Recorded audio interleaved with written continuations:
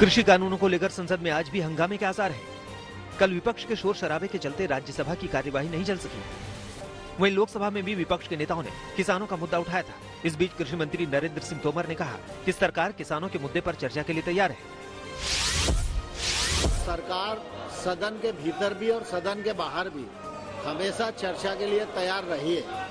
आज भी प्रश्नकाल में बड़ी संख्या में प्रश्न कृषि और कृषि कल्याण से संबंधित थे।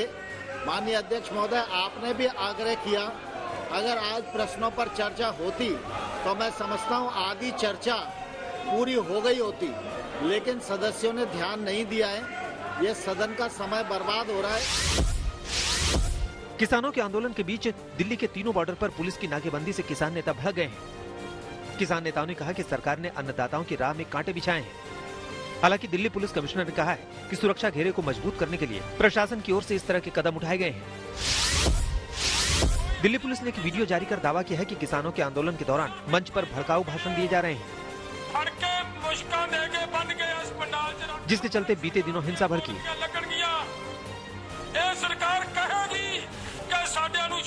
पुलिस ने दावा किया है कि ऐसे वीडियो मिले हैं जिसमें पुलिस वालों पर हमला करने और उन्हें बंधक बनाने तक की बात कही गई है।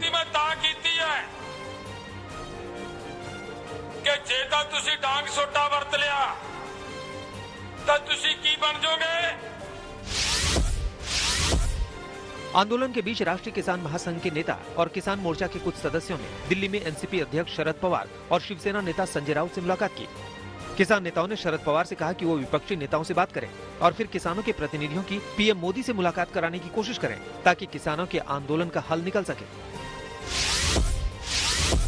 6 फरवरी को चक्का जाम से पहले किसान नेता अपने आंदोलन को तेज करने की कोशिशों में लगे हैं। आज राकेश टिकैत हरियाणा के जींद में खाप पंचायतों के सदस्यों और किसानों से मुलाकात कर आंदोलन पर आगे की रणनीति बनाएंगे।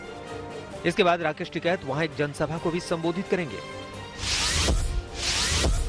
किसानों के आंदोलन को देखते हुए हरियाणा के 7 जिलों में इंटरनेट सेवाओं पर लगी रोक आज शाम 5 बजे तक बढ़ा दी गई है। हरियाणा सरकार ने कैथल, पानीपत, जींद, रोहतक समेत 7 जिलों की इंटरनेट सेवाएं बंद कर रखी हैं ताकि किसानों के आंदोलन के बीच कोई उपद्रव न हो सके। किसान आंदोलन के मसले पर पंजाब के सीएम कैप्टन अमरिंदर सिंह की ओर से बुलाई गई सर्वदलीय बैठक में बीजेपी शामिल नहीं हुई, जबकि आम आदमी पार्टी ने इस बैठक से वॉकआउट कर दिया।